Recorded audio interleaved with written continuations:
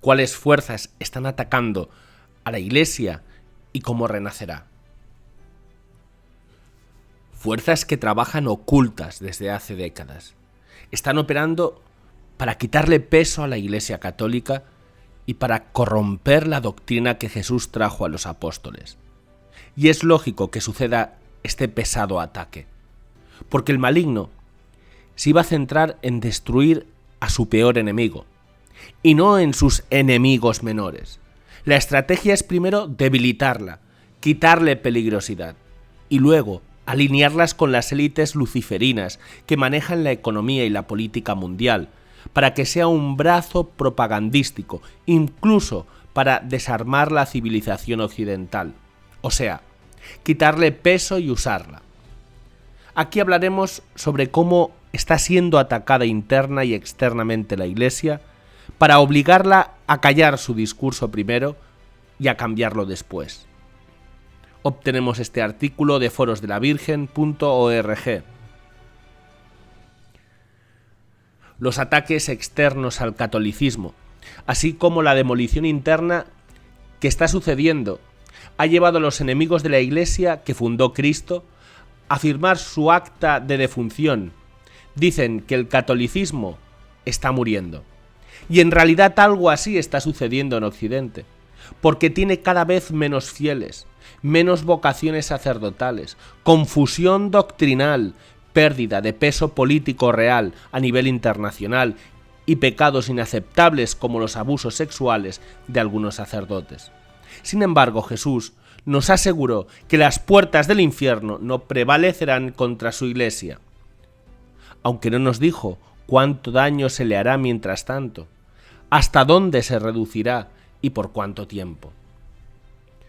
A principios del siglo XIX, la beata Ana Catalina Emmerich tuvo visiones de hombres malvados conspirando contra la Iglesia católica en el futuro, y vio que se construiría una iglesia falsa, sobre planes estrictamente humanos, y dijo esto: veo que en el futuro la religión caerá tan bajo que solo se practicará aquí y allá, en granjas y familias protegidas por Dios.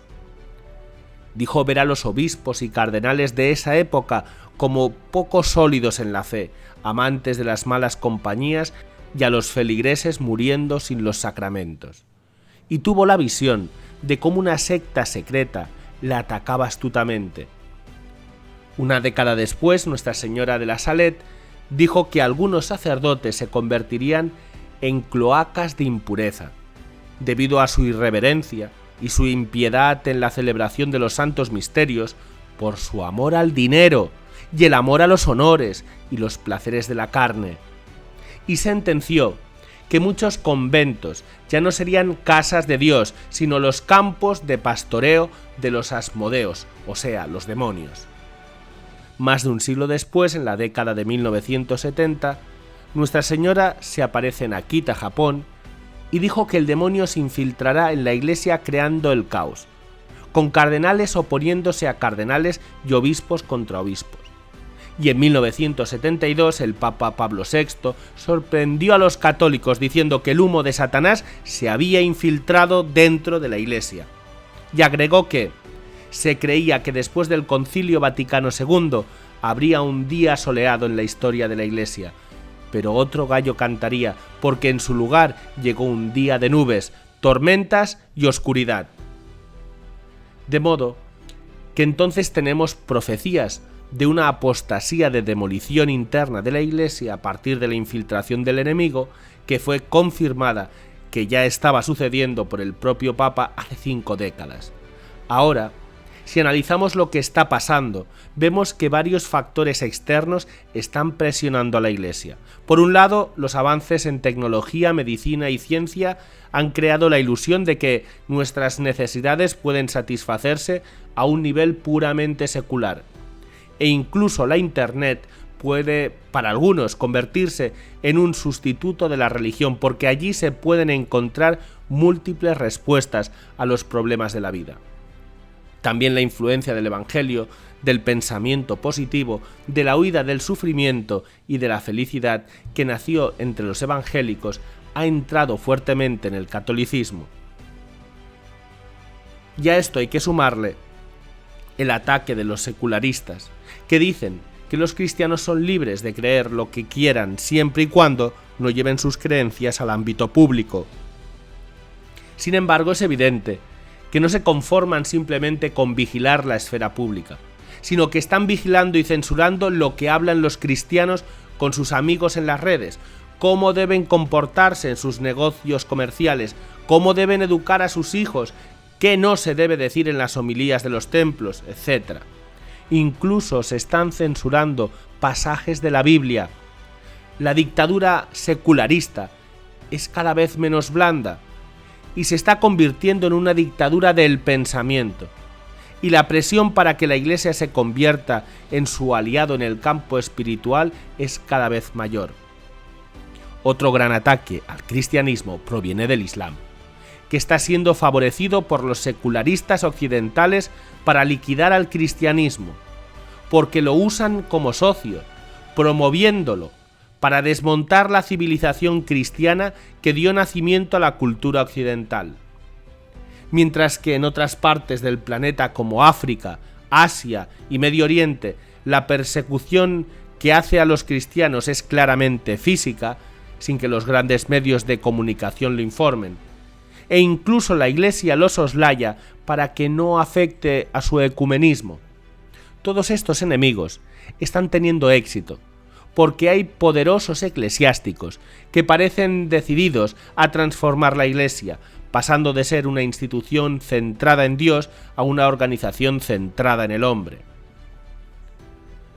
Su objetivo de predicar el reino de los cielos se está desvaneciendo, tomando preeminencia la creación de una comunidad humanitaria e igualitaria aquí en la tierra, en asociación con las poderosas élites luciferinas que manejan las Naciones Unidas.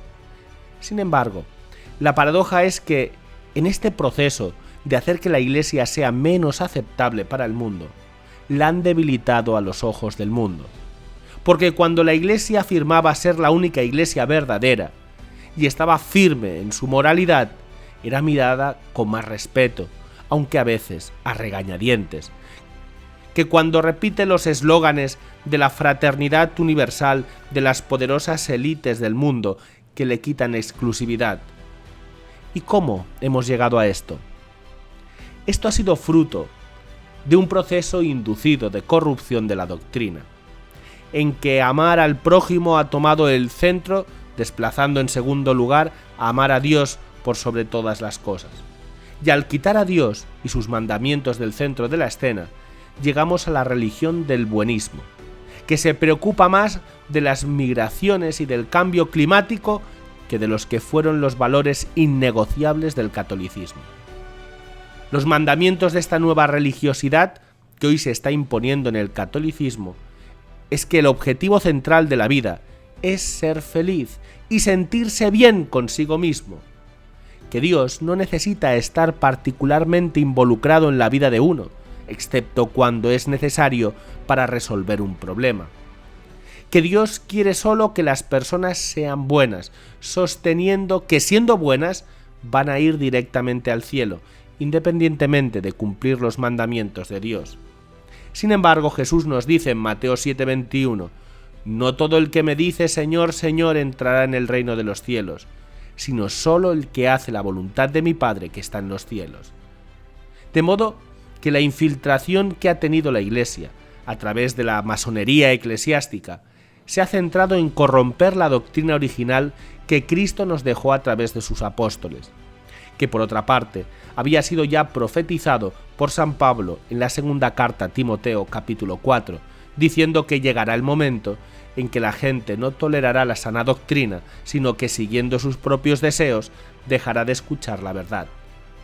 Hoy estamos en la batalla espiritual más grande de la historia, para preservar el reservorio de la doctrina, que el progresismo quiere cambiar en los hechos, pero no tendrá éxito. Ana Catalina Emmerich, que tuvo visiones sobre la demolición interna de la Iglesia que esta secta estaba haciendo, también vio su reconstrucción. Vio a San Miguel Arcángel, que descendió de la iglesia y con su espada repelió a los malos pastores. Vio a sacerdotes y laicos que venían de todas partes para ayudar a reconstruirla.